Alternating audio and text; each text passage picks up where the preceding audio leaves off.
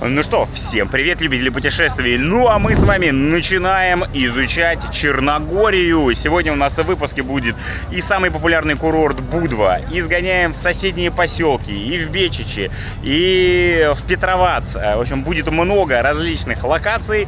Посмотрим, что лучше: Черногория или Турция. Я приехал сюда из Турции, поэтому вот прямо в лоб сравним, что лучше: Кемер или Будва, Турция или Черногория. Вот, поэтому сегодня будет много всего интересного. Вы, как всегда, не забывайте подписаться, если еще не подписаны. Ну и погнали смотреть яркую, сочную серию про Черногорию. Друзья, побываем сегодня на различных пляжах, которые похожи и на Мальдивы, и на Турцию, и на Сейшелы, и на Бали. Вы посмотрите только, какая вокруг меня природа. Это жесть, конечно. Так, ну и вы извините меня, конечно. Так придется по голове кому-то идти. Да, друзья, а в Европе просто полный трындец в плане магазинов. Посмотрите, морской черт. Туалеты стоят ровно 1 евро. Поэтому, чем больше людей в море, тем теплее море. О, вот это пошла жара! Какой котенок! А вы знали, что из Черногории можно уплыть на Гавайи? И я в этом выпуске вам это покажу. Друзья, ну что ж, добро пожаловать в Черногорию. Она расположена в юго-восточной Европе, на Адриатическом побережье Балканского полуострова. Черногория известна своей живописной природой и шикарными пляжами с прозрачной водой в окружении высоких гор. Ну и недаром название страны с черногорского переводится как «Черная гора» — Черногора. Для посещения Черногории россиянам, белорусам, казахам не нужна виза. По прилету просто ставят штамп в паспорт. И в стране можно находиться до 30 дней. Но, вероятно, через пару лет Черногория вступит в Евросоюз, поэтому успейте побывать в Черногории без всяких виз. Черногория славится своими доступными ценами на отдых. Здесь в разы дешевле, чем в соседней Хорватии, Греции или Италии. Ну что ж, друзья, добро пожаловать в Черногорию. И начнем мы выпуск с вами с самого популярного курорта, наверное, в Черногории, который называется Будва. Мы сейчас с вами в Будве, я здесь живу, но сегодня в выпуске мы проедем вдоль побережья, съездим в соседние различные пляжи, деревеньки и так далее. Будет много всего интересного, поэтому вы, как всегда, не забывайте подписаться, если еще не подписаны. Вот, ну, а виды вокруг, вы сами видите, Черногория, она и происходит от слова «черная гора». Вокруг горы, горы, горы. Вдоль всего побережья Черногории идут горы, горы, горы. Поэтому во всех выпусках у нас будет много гор. Вот. А сейчас мы с вами выходим на главный пляж Будвы и посмотрим, как он выглядит. Так, здесь различные кафешки. Ну, давайте, кстати, заглянем хотя бы одним глазом в одну первую попавшуюся кафешку. Сколько что примерно стоит. Спагетти, например, 12 евро, 12 евро, 13 евро, 16 евро из морепродуктов. Всякие местные колбасы, плесковицы, это котлетки такие. 11 евро, 11 евро, 11 евро. Мясные блюда 14 евро, 13 евро. Каракатицы здесь всякие. Так, здесь что еще у нас? Всякие пиццы по 11 евро. Хвала. Хвала. Так, ну что, мы с вами давайте все-таки первым делом выйдем на пляж, посмотрим, как выглядит пляж. Ну, цены вы примерно сориентировали. Сейчас вдоль пляжа, потом еще по набережной прогуляемся и заглянем уже в другие кафешки с видом на море. Так, ну что, вот у нас идет набережная, она идет влево, можно гулять и влево, и вправо. В правой части гораздо больше строек, там что-то строят какие-то высокие отели, поэтому мне нравится больше левая часть. Но давайте с вами выйдем на пирс и отсюда сейчас посмотрим вообще, какая обстановка на пляже. Так, справа у нас находится старый город, туда мы попозже прогуляемся. Вот в правой части мне пляжи не очень нравятся. Поворачиваем налево, смотрим, сколько здесь людей и какая прозрачная водичка. Так, слушайте, красота, лепота, ребята. Ну, людей, надо признать, конечно, немало. Мне кажется, сравнится с количеством людей на пляжах в Турции, в Кемере. Вот, ну вот говорю, эта зона мне что-то совсем не нравится. Здесь краны, недострои, новострои. Прям какая-то застройка идет. Плюс, смотрите, парашюты летают. И отсюда отходят кораблики на соседние острова. И плюс еще в Бока-Которскую бухту. Отсюда отплывает кораблик. Мы позже обязательно на этих корабликах покатаемся. Я вам покажу все. Вот, ну а виды здесь, смотрите, горы, ребята, ну слушайте, ну бомбиссимо. Ты реально в Черногории ходишь и вокруг тебя горы, а я горы люблю, вы знаете, я люблю горы, горы делают прям нереально красивую картинку, и здесь чем-то даже горы, может быть, напоминают Кемер, да, тут такие большие горы, но здесь надо признать, что они зеленые, если ты в Кемер приезжаешь, то это будут лысые горы, а здесь они, во-первых, и зеленые, и они зеленые не за счет хвои, там, пихт каких-то, которые я не люблю, а просто зеленые, сочные, яркие деревья. В общем, картинка здесь поинтереснее и покрасивее, чем в Кемере. Вот пишите в комментариях, что вам вот больше нравится. И напоминает ли это вам Кемер.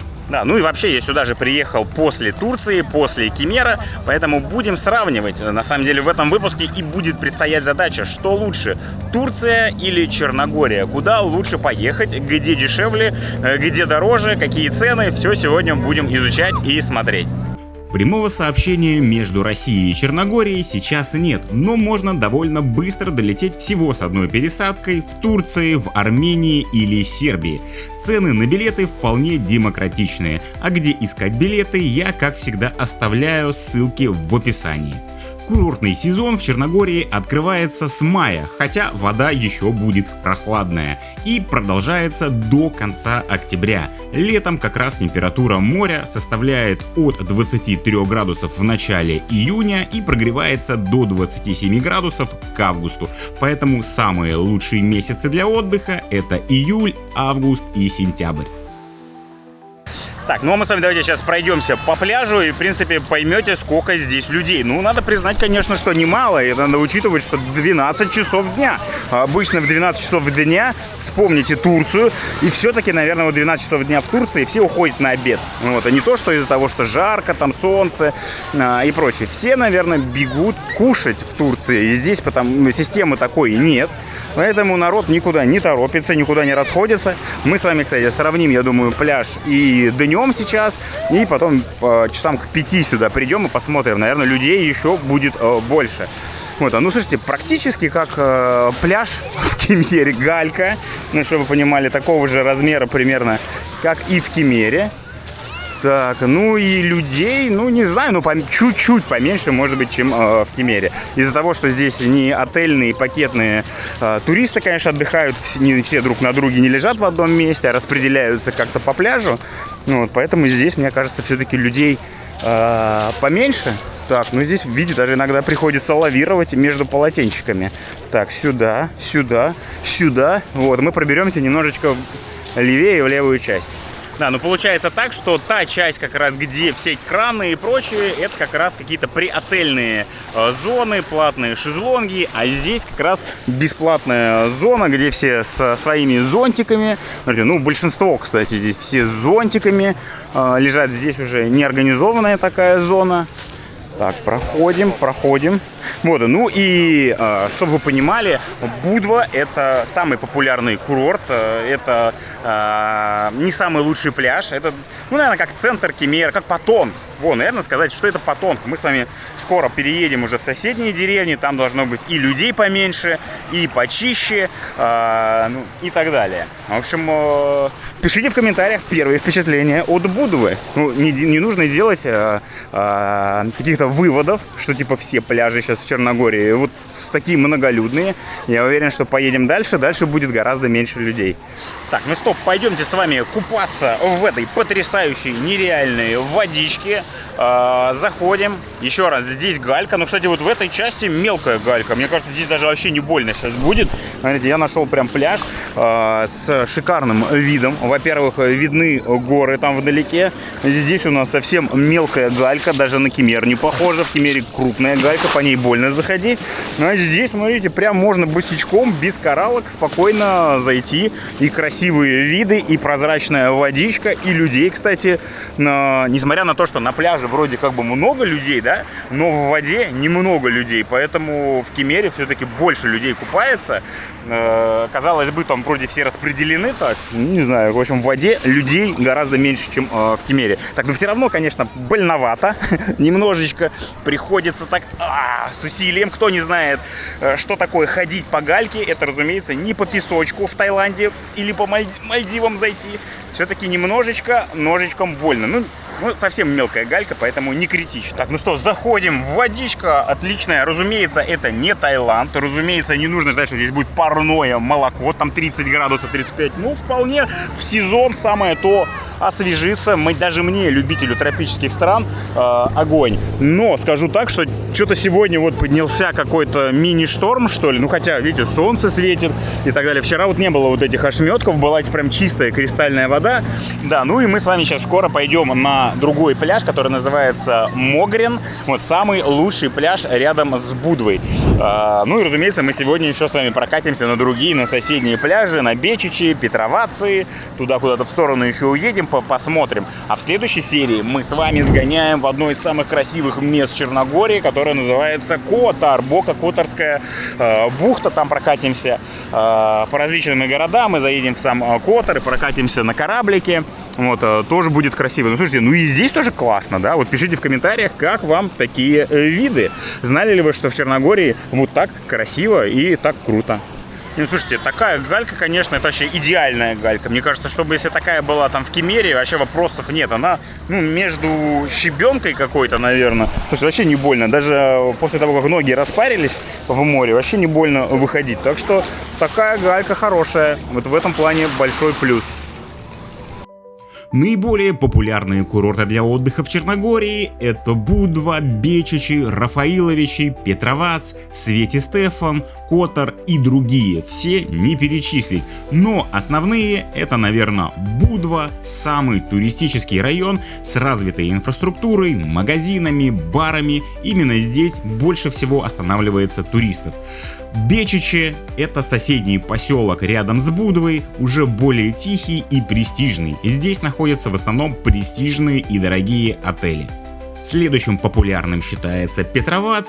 Он более спокойный и семейный, чем Будва, однако, когда я сюда приезжал, здесь людей было не меньше, чем в Будве. Следующий курорт Свети-Стефан, престижный район с одним из самых дорогих отелей в Черногории. В окрестностях находятся небольшие и тихие пляжи.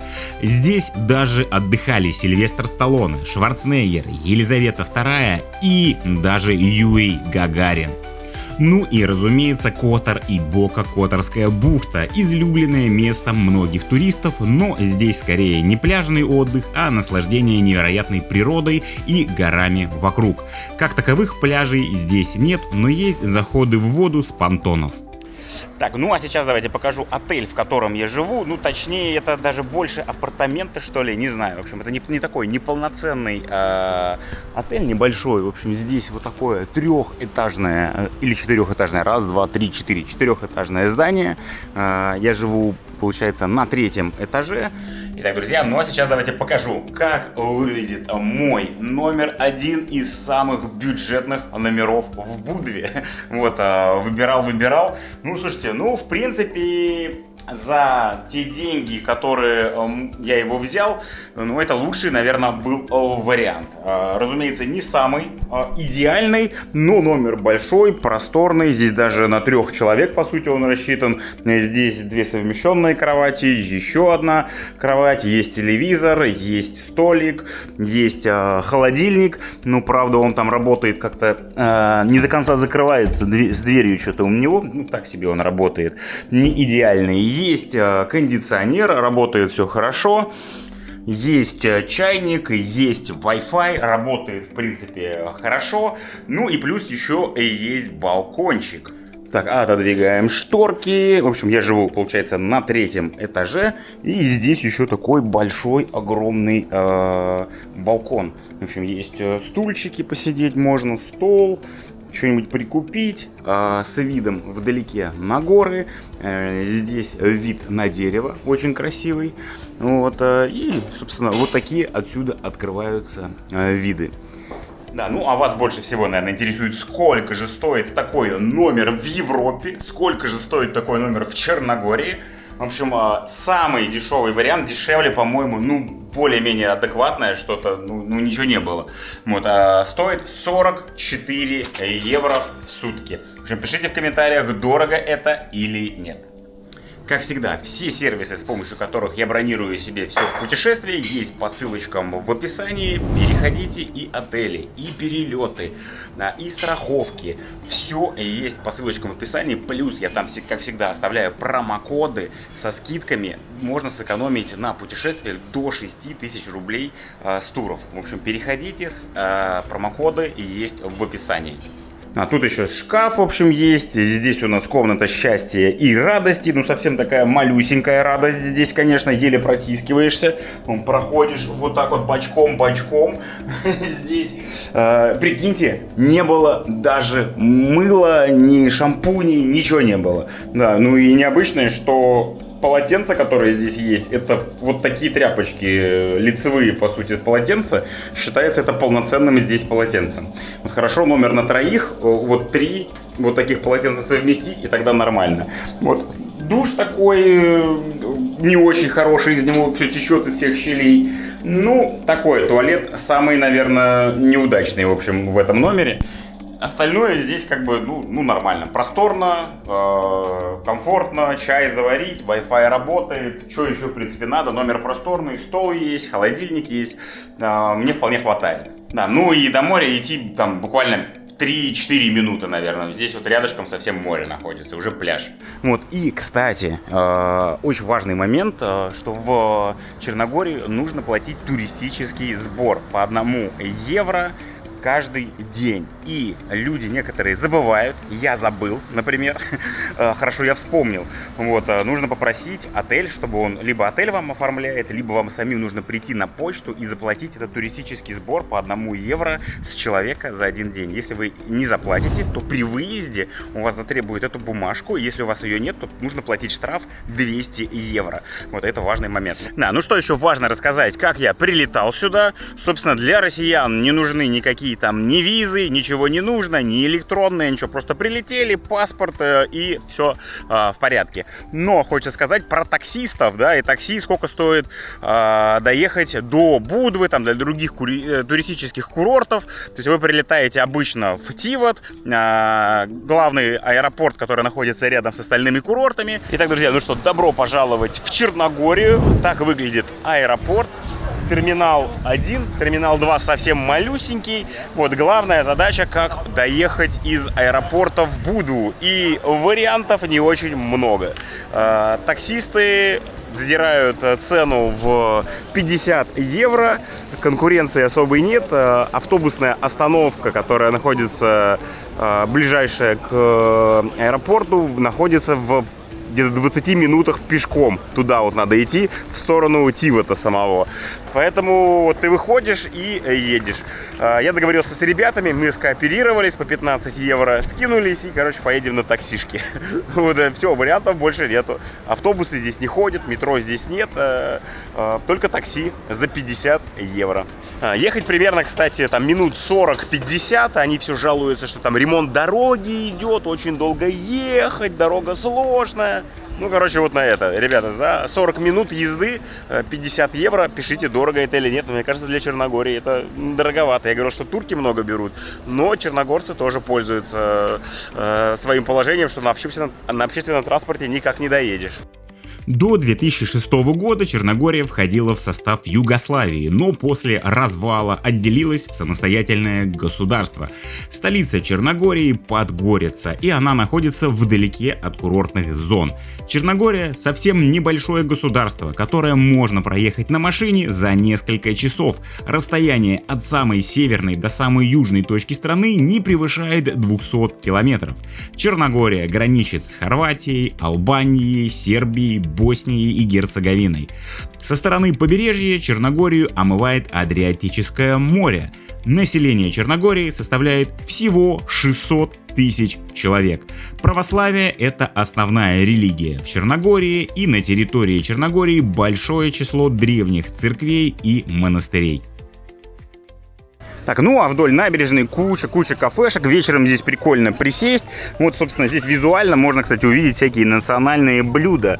Плесковица, это вот такая котлета, надо будет попробовать как-то. Всякие какие-то устипицы, бифштекс, это понятно. Какие-то такие штуки. В общем, будем пробовать всякие котлетки, сосисечки, там что-то такое. Вот они, у них популярно, нет какой-то... ну и, разумеется, прошута. Ну, практически хамон. Вот здесь присаживается. Давайте в меню посмотрим, что сколько у нас здесь стоит. Пиццы, ну, чтобы понимали, первая береговая линия пиццы 11 евро, в евро правильно говорить, 12 евро, 13 евро, 14 евро, 15 евро. Так, вот всякие куриные грудки на гриле 14 евро. Куриная ножка 13 евро, куриная грудка, завернутая в копченый шпик, 19 евро. Но опять же, цены не самые низкие. На второй линии там или на третьей будет все подешевле. Какие-то стейки, негаш, филе свиной 20 евро. Вот она, плесковица 12 евро, котлетка какая-то рубленная. Какая еще вариация этой плесковицы, 14 евро. Здесь тоже свиные филе какие-то 15 евро, 15 евро. Ну, в среднем, чтобы... А колбаски он какие-то домашние 11 евро. Ну, и рыба 28 евро. Вот, собственно, ну, первая береговая линия не самая дешевая. Если будем там на второй береговой линии, ну, там цены будут где-то, не знаю, в среднем за блюдо 10 евро. То есть здесь чуть-чуть подороже, 13-15 евро. На вторую линию уходишь, там 10 евро. А если на третью линию уйти, ну, можно блюдо найти и за 8 евро. Вот, поэтому пишите в комментариях, дорого это для первой береговой линии или нет. Ну, опять же, в сравнении с Турцией скажу так, что здесь дешевле. Потому что, ну, если Турцию брать, там вообще 20 евро. Паста стоила на первой береговой линии 20 евро. Здесь это будет примерно стоить 12 евро. То есть вы почти в 2 раза дешевле в Европе, в Черногории, чем в Турции. Но все равно кто-то, я думаю, напишет, что цены не низкие, наверное, да? Так, ну а по центру здесь начинается зона уже с шезлонгами. И здесь частичка небольшая, где еще под зонтиками кто-то лежит. И все, и дальше начинается организованная зона с шезлонгами. Сейчас как раз посмотрим, сколько стоит полежать на шезлонге в Черногории. Вот. Ну, блин, даже независимо от того, сколько стоит, самое, ну, вы сравните, где мы сейчас с вами купались, и ты здесь лежишь задорого, я не знаю, там 15-20 евро, сколько сейчас будет стоить шезлонги, под кранами лежишь, там какая-то тоже стройка, но мне кажется, самая некрасивая часть пляжа вот здесь сейчас находится. Ну, даже когда достроят ее, я не знаю, не самая, в общем, привлекательная часть, лучше вот там купаться с левой стороны. Слушайте, ну цены, кстати, адекватные. В общем, первая линия стоит 40 евро, средняя линия стоит 30 евро, задняя линия стоит 20 евро. Причем вот комплект здесь может поместиться и 2 человека, вообще, говорит, до 4 человек может сюда разместиться. Ну, учитывая, что 20 евро, это по 5 евро с человека, ну, в принципе, вполне нормально. Вот, но, опять же говорю, не самая красивая зона с кранами, со строящимися вот такими отелями. Но людей здесь, смотрите, много прям лежит на этих диванчиках. И прям даже не шезлонги, а полноценные диваны. Вот, пишите в комментариях, дорого это или нет. Ну, первая линия, конечно, дороговато, 40 евро. Но последняя там линия за 20-ку, за 20 евро, ну, вполне себе нормально. А вот уже какие-то другие попроще шезлонги пошли. Сейчас давайте узнаем, сколько вот такие простые шезлонги стоят. Так, ну вот, собственно, здесь уже сразу написано комплект шезлонга 20 евро на двоих. Вот, ну, не знаю, где лучше лечь. Лучше слева лечь на второй линии за те же самые 20 евро, но на диванчике. Или здесь на первую линию лечь. Наверное, на первой линии прикольнее, но здесь уже все занято на первой линии. Здесь уже все. Ну, это обычные классические вот турецкие шезлонги пластиковые. Там-то диванчики были дальше. Ну, пишите в комментариях, как вам такие цены в Черногории, как вам такие европейские цены на шезлонги. Мне кажется, в Сочи у нас, кстати, ни разу не дешевле сейчас шезлонги стоят, может быть, и дороже. Да, ну а вообще радует вариант, что ты можешь взять шезлонг, можешь взять просто на полотенчике лежать, он, пожалуйста, берешь, расстилаешь, вообще, ну, здесь как бы зоны, кто-то там на шезлонгах лежит, потом хопа, зона с полотенчиками, хопа, опять же, там шезлонги, хоп, там опять будет зона с полотенчиками.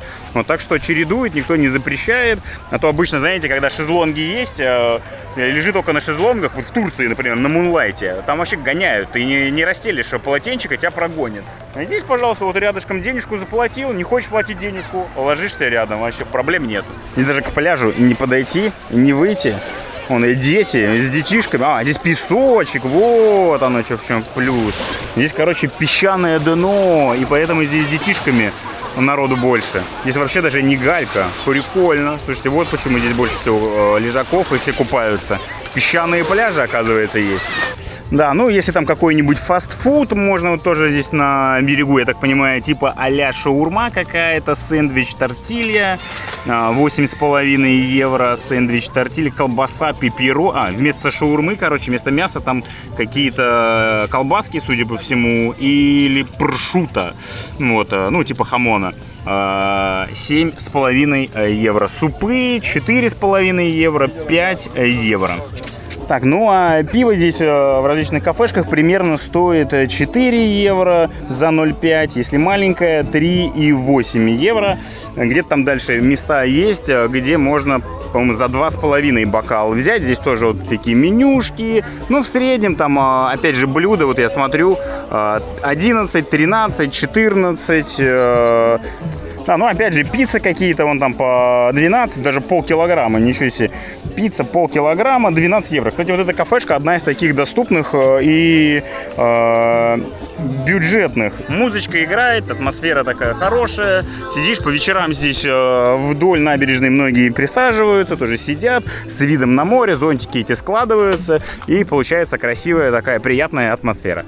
Вот, ну а мы с вами давайте пойдем дальше и посмотрим другой пляж, как самый лучший пляж под Будвой. Но сейчас идем в сторону него посмотреть, как же выглядят лучшие пляжи. Это был не самый лучший пляж в Будве. Так, ну а я присел на первой береговой линии в такой кафешечке. Мне уже принесли еду. И пойдемте, сейчас покажу, что мне принесли. Я немножечко в шоке. В общем, я решил заказать национальное блюдо, которая называется плесковица. И смотрите, какая здесь плесковица. Просто с размером с вот эту тарелку, наверное, штука. Короче, супа, чтобы вы понимали, я суп еще не ел. Вот столько приносит супа. Супа, честно говоря, по-моему, с гулькин нос. Ну, совсем мало. То есть суп вообще не оправдывает мои ожидания. А вот это превзошло мои ожидания. Сперва принесли суп, я такой расстроился. В общем, суп стоит 5 евро. Это рыбный суп, такой похлебка. А вот это фирменное блюдо, национальное черногорское. Котлета такая, плесковица называется. И она стоит 12 евро. Вот, здесь какие-то другие вариации еще, кстати, плесковицы есть. Пряный какой-то, пряная плесковица. 14 евро стоит. Вот, ну, опять же, здесь с курицей что-то можно было выбрать. Я решил по национальному колориту пройтись. В общем, с курицей 14 евро, 15 евро, 13 евро, 14 евро. Здесь же пицца тоже есть. Пицца дешевле, чем плесковица. Это стоит 11 евро, 12 евро, 11. Кваттро странджони 13 евро, кваттро формаджи, что-то такое.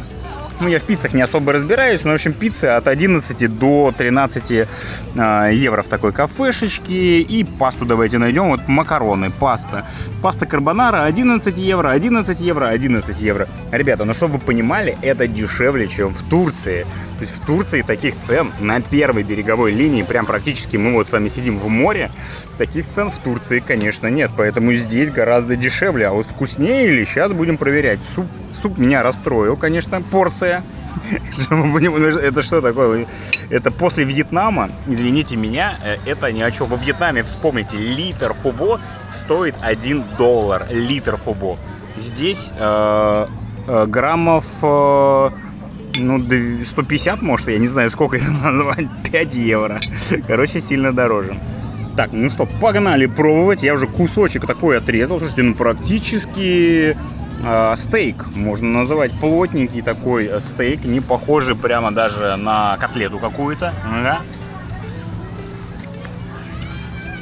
Слушайте, ну как будто котлета для гамбургера.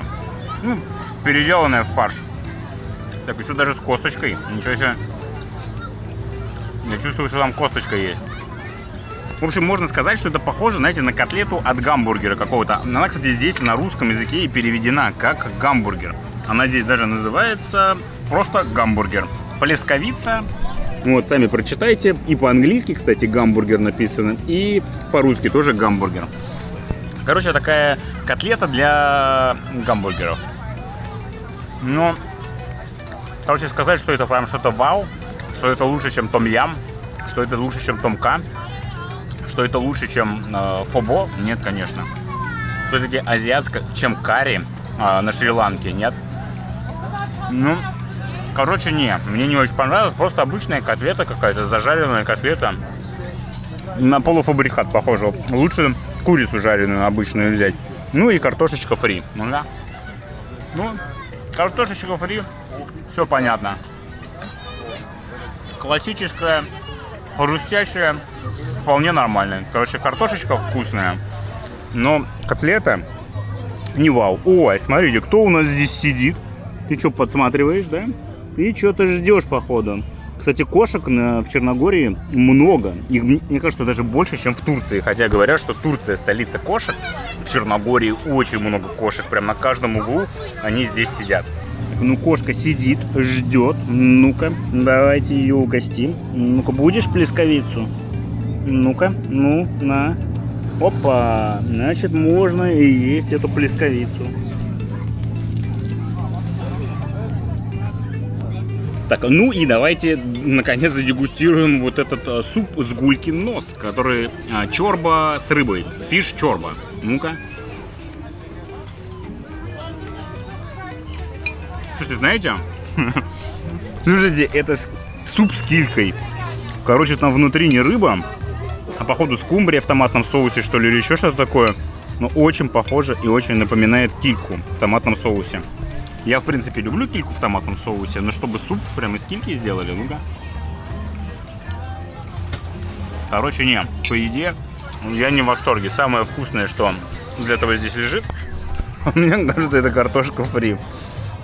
Конечно, я это все съем, но явно я пока от традиционной черногорской или сербской кухни, потому что у них она переплетается, и черногорская кухня, и сербская, они пересекаются. Поэтому что из этого прям именно чисто черногорская, не знаю. Ну, вау-эффекта нет. Ну, в принципе, $17 поесть на первой береговой линии. Ну, пишите в комментариях, норму ли это или нет. Вот, ну, я бы сказал, что по вкусу не очень вкусно. Если бы это было бы очень вкусно, за $17 окей. Ну, такое себе, честно говоря. Вот, ну, а вы пишите в комментариях, дорого это или нет. Со своей стороны говорю, что в Турции было бы еще дороже. Для тех, кто скажет, что здесь дорого. Вот интересно, что скажут люди, которые отдыхают на наших югах. Какие цены сейчас на нашем юге? Дешевле или дороже? Черногория славится своими натуральными продуктами. Мясо, молочные продукты и овощи – все натуральное собственного производства. А визитной карточкой Черногории является местный пршут. Это деликатес представляет собой сырокопченый свиной окорок, по сути аналог хамона. Наиболее популярные традиционные блюда в Черногории – это плесковица. Большая плоская котлета, которая в диаметре может достигать 20 сантиметров. Чевапи или чевапчичи – это жареные на гриле колбаски из рубленой свинины или говядины с большим количеством лука и специй. Чорба – различные супы, могут быть с мясом, могут быть с рыбой, могут быть с овощами. Если честно, мне они показались жидкими и пустыми. Вообще, в целом, от черногорской кухни я был не в восторге. Самое вкусное, что я пробовал, это были креветки на гриле.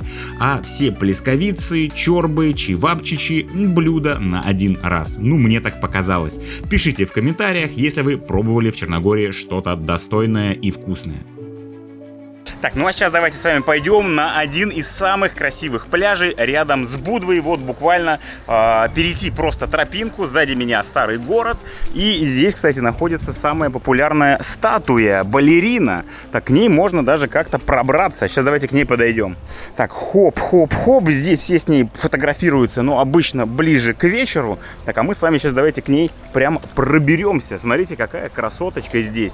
И туда прямо идет дорога на пляж. Сейчас мы туда с вами прогуляемся. Так, ну-ка, давайте к ней поближе сейчас заберемся. В общем, это какая-то популярная черногорская балерина, и в честь нее здесь установили вот такой памятник. Вот, собственно, с видом на старый город вот, можно полюбоваться такой красотой. Иногда здесь тетеньки вытворяют такое, пытаются повторить вот эту позу, и получается очень смешно. Я если сейчас увижу, я вам подсниму.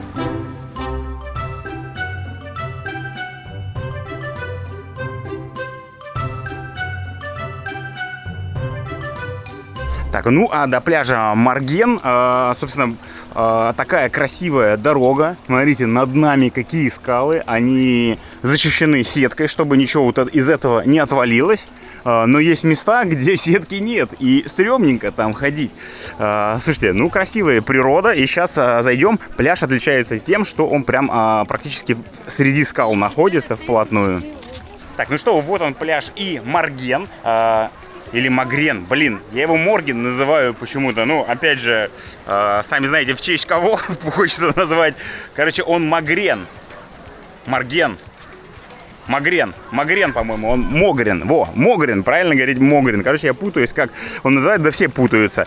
В общем, это Могрен 1, а там находится Могрен 2. И посмотрите, какая здесь красота. Вот отсюда, кстати, иногда детвора прыгает. Ну, блин, что-то здесь стрёмно прыгает. Смотрите, вот так вот встаешь, и детвора прыгает. Мне кажется, мелко, можно ноги себе переломать. Ничего себе, девчонка будет прыгать. You ready? О, вот это огонь! Ого! Нормально. Слушайте, сколько девчонок здесь выстроилось. Так, сейчас у нас будет шоу-программа сальто. О, вот это пошла жара. Молодцы, девчонки, молодцы. Так, эти побаиваются. Слушайте, ну красотки. Вообще, вот это да. О, супер! Вот, а сейчас мы с вами давайте пройдемся по пляжу. Ну, посмотрите, какая природа вокруг. Вот, собственно, за углом там уже находится старый город. Вон у нас сами там Гавайи черногорские. И здесь, слушайте, Бали, можно сказать, черногорская, потому что чем-то напоминает Букит, полуостров Букит. Прям похожие такие виды. Ребят, ну... Сами видите, насколько разнообразная природа, насколько разнообразные пляжи в Черногории. По-моему, огонь и бомбиссимо. Так, ну и здесь, собственно, есть зона с шезлонгами. Пляж называется Могрен, все-таки Могрен. И на второй линии 2 шезлонга стоят 30 евро, на первой линии стоит 40 евро. Ну, цены на пляже плюс-минус, опять же, как и везде. Карбонара почти 13 евро, с курицей 12 евро, пицца 15, 16, даже 19. Ну, пицца, кстати, почему-то подороже, чем паста. Обычно пицца и паста плюс-минус одинаково стоят. Бургеры 12, 13 евро и даже Могрен бургер 19,5 евро. В общем, вот такое название пляжа читается, пишется вот так. Так, ну а мы с вами шиковать не будем, а пойдем полежим на песочке, на полотенчике, как большинство, в принципе, и делают. Вы посмотрите, все пустое, ребята. За 30, за 40 евро люди не хотят практически никто отдыхать, а вон все лежат на полотенчиках в этой части. Так, ну и мы где-то там, давайте с вами сейчас вообще до второго Могрена дойдем. Маргена, Могрена. Название, конечно, могли бы по какой-нибудь посимпатичнее придумать. Так, ну и где-нибудь можно либо вот в этой части пляжа приземлиться, либо пройти через скалу и приземлиться на втором пляже. Да, ну и, кстати, главное отличие от центрального пляжа Будвы в том, что здесь песочек, здесь песчаный пляж. Посмотрите, песочек. Это мы сейчас с вами пришли в 12 часов дня. Разумеется, люди сейчас уже уходят. Многие боятся лежать. Здесь тенечка никакого нет. Ну, со своим зонтиком разве что ты приходишь. И смотрите, какая гора над нами. Красота. Слушайте, ну круто, то, что есть и песчаные пляжи, и галечные пляжи. Вот, ну, разумеется, слушайте, по такому песочку, по такому дну гораздо приятнее заходить. Слушайте, ну однозначно пляж красивый, достойный внимания. Тем более идти пешком просто от Будвы 2 минуты, и ты вообще оказываешься в каком-то другом пейзаже. Совсем как будто мы с вами переместились на Бали. Ребята, как это вообще? Слушайте, супер. Не, мне пляж очень нравится, но людей сами видите сколько. И представьте, сколько здесь будет вечером людей. Вечером людей обычно, как всегда, больше. Это сейчас самый минимум, наверное, потому что 12 часов дня я люблю приходить. Вы сами знаете, когда самая красивая вода в 12 часов дня. Но людей в это время как можно меньше всегда. Несмотря на это, людей хватает. Так, ну что, пойдемте с вами купаться. Но несмотря на то, что здесь песок, я все-таки вижу вдалеке есть камушки. И смотрю, люди даже в кораллках ходят. Некоторые. Так, я надеюсь, что я здесь не обобью себе ноги, это раз. А во-вторых, меня смущает, может быть, здесь ежи могут быть. Надеюсь, что не будет никого. Так, ну здесь, по крайней мере, пока песочек. Заходить приятно. Удобно, но, кстати, даже на основном пляже Будвы никаких проблем с заходом, в отличие там от Кемера, да, где-то там по крупной гальке идешь, там мелкая галька, не проблема, а здесь такой, знаете, ну, крупный песочек, здесь крупный песок такой. Ну, а главное, здесь, конечно, не песок, наверное, все-таки вот эти виды и скалы, которые прямо над тобой, очень круто, красиво. Слушайте, пишите, как вам такие пейзажи и на что это похоже. Говорю, у меня почему-то флешбеки и напоминает это Бали. Так, надеюсь, ежей, ну, ежей вроде не вижу, но здесь, да, камушки какие-то есть, и в этих камушках могут быть ежи, наверное. Не, пляж крутой, один из самых живописных, наверное, и несмотря на то, что находится практически в самой Будве, очень крутой. Мы впереди в следующих сериях поедем вообще на пляжи, похожие на Мальдивы. Вот, а этот пляж похож на Балишку. Я не знаю, на что еще. Кстати, может быть, на Грецию. Там в Греции тоже же остров есть, у которого скалы близко подступают. Забыл, как он там, Закинтос, по-моему, же называется. Вот напишите, кто был на Закинтосе. Я не был на Закинтосе. Вот, может быть, на это тоже похоже. Ну, короче, красиво, ребята. Красота. Пишите, какой вам пляж больше понравился. Основной или вот этот. Знаете, скажу так, что даже этот пляж, наверное, уникальный по своей архитектуре, да, по своему природному строению. Да, заплываешь чем дальше, тем больше открываются вот эти пейзажи на горы.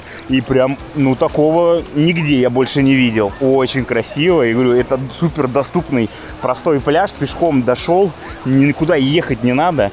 Короче, Будва реально классный район. Вот мы с вами там побываем в других еще районах, но скажу так, что, наверное, Будва это самый оптимальный. И вся инфраструктура, и пляжи офигенные, и один пляж там, и второй, и третий, все рядышком. Короче, однозначно Будву для отдыха рекомендую.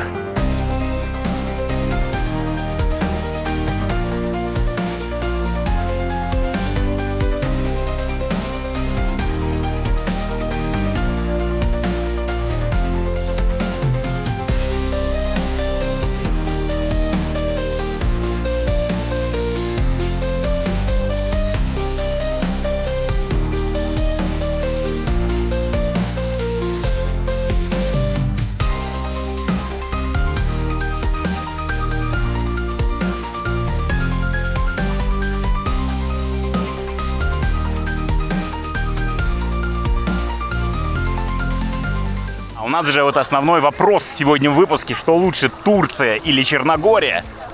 Вы сами напишите в комментариях, что лучше и что разнообразнее, Черногория или Турция. Ну, я в восторге и писаю кипятком от Черногории. Вот кто за что проголосует, где в Турции вот такие виды и такое разнообразие. Кто-нибудь там напишет про Капуташ, так в Капуташ ехать 10 часов надо на машине. Здесь ты его прошелся, и у тебя здесь красота. Я думаю, что это красивее, чем Капуташ. Кстати, кто был в Капуташе, напишите, что лучше, Черногория или пляжи. Вот такой пляж в Черногории Да, ну потому что тенечка здесь нету, люди все прячутся прямо под скалу. Смотрите, здесь лежит народ, здесь сейчас справа будем идти тоже. Здесь хотя бы какой-то тенечек есть. Смотрите, как там набиваются люди. Вот это нормальные уединенные бунгало в скале такие получаются. Вот, и проходим сквозь скалу и попадем на Марген 2. Вон, наконец, табличка хотя бы какая-то висит с названием пляжа. Вот здесь VIP-места, VIP-кабинки. Вон можно прям аж туда, наверное, залезть. Ну, там, наверное, туалет. Я смотрю, там мусор какой-то и так далее. Короче, эти выемки используют по особому назначению. Ну, слушайте, ну класс. Вот это пляж. Вот это я понимаю. Вот это Черногория, ребята. Вот пишите, опять же, в комментарии, где вот такое разнообразие будет в Турции. Слушайте, один пляж там, другой здесь. Поехал на Гавайи, поехал к Свете Стефану там еще. Короче, очень большое разнообразие в Черногории с точки зрения пляжей. И причем все рядом находится, недалеко. За угол завернул — один пляж. За другой угол завернул — еще один пляж. Короче, круто. Так, ну что, вот мы выходим из пещеры и попадаем уже на Марген 2. Магрен. Почему-то Марген все время хочется назвать его. Вот, и сейчас давайте до самого конца дойдем. Здесь опять же тоже шезлонги по 30-40 евро. На первой береговой линии 40, на второй линии по 30 евро. Так, ну а мы с вами пойдем вот там место, где можно просто постелить полотенчика и полежать. Да, ну у этого пляжа гораздо более узкая береговая линия. Здесь, смотрите, только в два ряда шезлонги можно поставить. Короче, здесь узенько. Да, но шезлонги, обратите внимание, какого уровня. Кто-то говорит, что вы посмотрите, какая толщина матраса. Ну, то есть кто-то выбирает вообще лежаки по толщине матраса, считается круто. За это стоит типа доплатить. Слушайте, я прихожу на пляж покупаться, а не полежать на диване. Вот поэтому, ну, для кого-то это важно. И кто-то писал в комментариях, обратите внимание, какие здесь толстые лежаки. Ребята, кому это важно? Напишите, мне вообще по барабану. Так, ну что, вот мы доходим с вами до зоны, где все лежат на полотенчиках. Ну, даже не знаю, какой из них лучше. Сейчас мы с вами в самый конец туда пройдем. Ну, чтобы вы понимали, что здесь все-таки уже почти как в Анапе. Реально. Слушайте, несмотря на то, что, конечно, красивые пейзажи, но вот это необычно, что нужно ходить, лавировать между людей туда-сюда. Даже непонятно, как мне пройти до самого конца. Так, идем. Ну, прилечь даже проблематично, чтобы вы понимали, насколько популярный этот пляж. Вот поэтому, наверное, многие из Будвы идут сюда. Ну, опять же, прошаренные люди, потому что здесь, наверное, все-таки с точки зрения пейзажей самый красивый пляж. С точки зрения природы тоже офигиссимо. Смотрите, все открывается, и на Гавайи виды открываются, и водичка прозрачная, и песочек здесь есть, и на старый город, кстати, вид отсюда открывается. Не, ну круто, не, пляж крутой, но людей, вы сами понимаете, сколько здесь много. И это еще не вечер. Слушайте, в этой части видно сразу определенный минус в том, что здесь каменистое дно. Вот, если на первом Магрене там песочек был, а здесь, возможно, будет прикольная зона для снорклинга. Я вижу, там некоторые с масками плавают. Здесь, наверное, рыбки. Видите, какие кораллы? Не, кораллов здесь нет. Здесь просто камни. Камни с водорослями и так далее. Вот, ну, наверное, для плавания лучше все-таки первый пляж. Потому что там плавный песочек, без камней, ноги не повредишь там. Да, кстати, вы меня часто спрашиваете, есть ли на пляжах туалеты, души и так далее. На всех пляжах туалеты стоят ровно 1 евро. Поэтому чем больше людей в море, тем теплее море. Не каждый, думаю, готов платить по 1 евро, чтобы сходить по маленькому. По большому-то это ладно.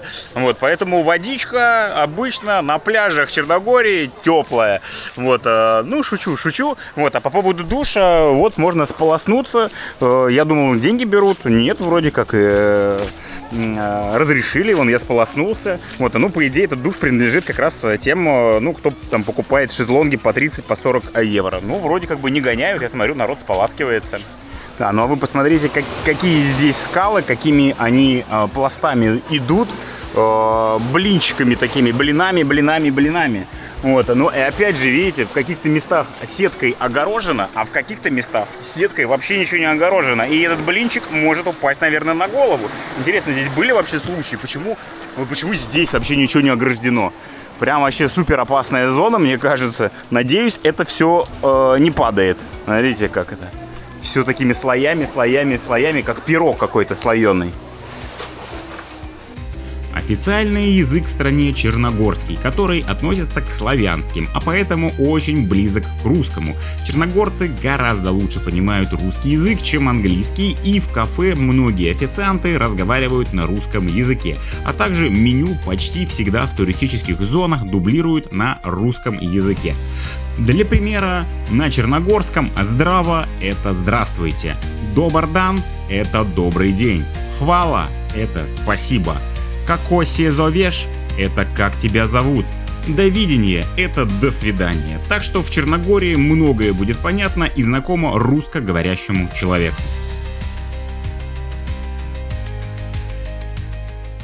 Так, ну а сейчас давайте с вами зайдем в старый город, посмотрим, как он выглядит. Основан он аж в 15 веке венецианцами.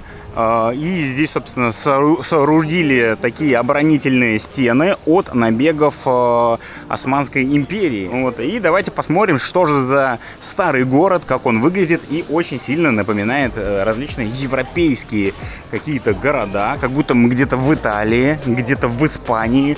Узенькие улочки, все такое в кирпичной кладке в такой. Магазинчики, цветочки растут здесь. Такая приятная атмосфера. Но надо сказать, что здесь самые-самые, конечно, высокие цены на все. На еду, там, на сувениры. Старый город не самый дешевый. Вот, а слушайте, где-то вот, смотрите, и на Грецию даже похоже, потому что бело-синий какой-то стиль такой, что-то греческие мотивы какие-то. Вот опять же, кто был в Европе, пишите. Всякие кафешечки по бокам, улочки, сувениры. Здесь даже, смотрите, бижутерию продают. Ну, в основном здесь не то что магазины, здесь больше всяких кафешек, пиццерий, посидеть. И, кстати, здесь можно жить даже. Здесь можно забронировать себе отель, но цены здесь в 2 раза выше, чем за пределами старого города. Так, ну что, здесь такие узенькие мощеные улочки, можно ходить и налево, и направо. И посмотрите, какие окна, ставни, собственно, у каждого окна такие ставни вокруг, необычная каменная кладка, все такое древнее. Вот опять же, кто был там в Европе, пишите, на что это похоже. Мне кажется, это какая-то Испания, Португалия, вот Италия даже не совсем Италия, наверное, не похоже. Все-таки в Италии как-то пошире, что ли, улицы, не знаю, сюда заходишь, все такое необычное. Так, здесь вон всякие сэндвичи можно взять. Цезарь чикен 10 евро, 10 евро, 9 евро, 11 евро, так, турецкие какие-то сэндвичи там и так далее. Так, ну вот мы с вами выходим на главную площадь, и здесь главный объект — это церковь Иоанна Крестителя. Собственно, выглядит таким образом. Там колокольня. Здесь, кстати, можно услышать даже колокольный звон. Ну давайте посмотрим цены вообще в среднем, какие цены здесь внутри. Ну, слушайте, плюс-минус, кстати, так же, как и на набережной, мне кажется, 10 евро спагетти, болоньезе 12 евро, карбонара 12, ну, с какими-то там морепродуктами 18 евро. Вон всякие кальмары жареные 18 евро, стейк из тунца 26 евро, ну, целый жареный сибас стоит 54 евро. Но это уже дороговато. Креветки на гриле 26 евро, 250 граммов. Супы почти по 6 евро. Телячий бульон 4, ну, короче, 5 евро. Так, а пицца, ну, еще можно, в принципе, ориентироваться по пицце и пасте. И примерно понимаешь, сколько что стоит. Всякие мясные блюда 16 евро, 16 евро, 15 евро. Так, ну и вот пицца стоит здесь примерно 14 евро, 14 евро, 16 евро, 16 евро. Причем полукилограммовые, почти 500 граммов, 500 граммов. Да, ну и разливное никшечка стоит 5 евро. Так что вот такие цены, ну, плюс-минус, там, не знаю, на 1-2 евро, может быть, чуть-чуть и подороже, чем на набережной, там, на первой береговой линии, зато ты находишься в старом городе, чувствуешь себя где-то в средневековье.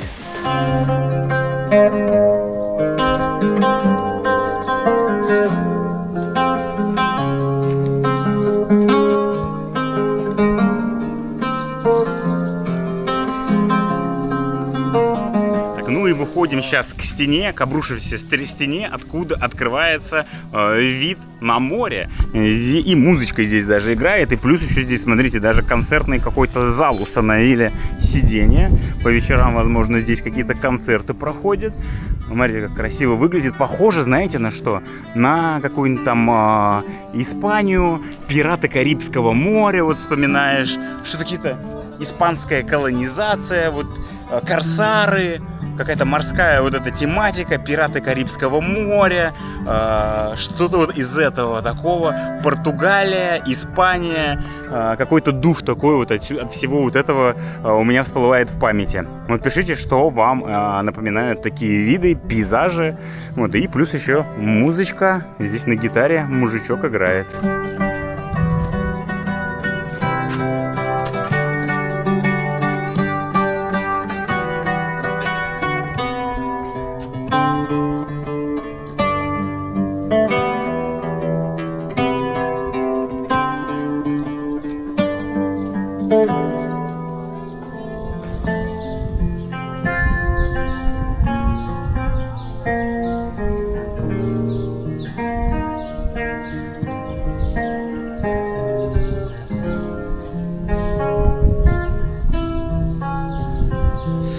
Так, ну а рядом со старым городом есть зона с пляжем, где можно тоже покупаться. И смотрите, прям какие открываются здесь пейзажи. Ты лежишь, но территория здесь уже не общественная. Здесь при каком-то отеле находятся вот эти шезлонги. Вот просто так здесь не приляжешь, поэтому здесь бы людей было сейчас бы куча. Никто, видите, здесь не лежит. Но виды красивые. Вон, вот там прям у стены можно лежать. Смотрите, там вот общественный пляж.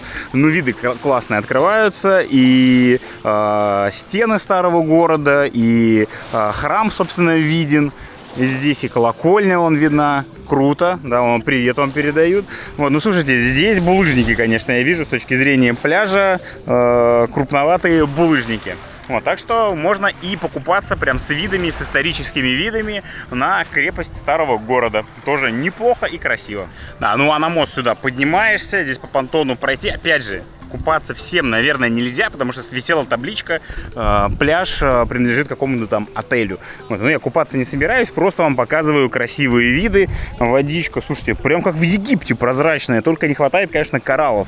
Здесь камни, камни, камни, но среди камней я вижу там ежи, поэтому будьте, кстати, бдительны и аккуратны. Где камни, смотрите под ноги.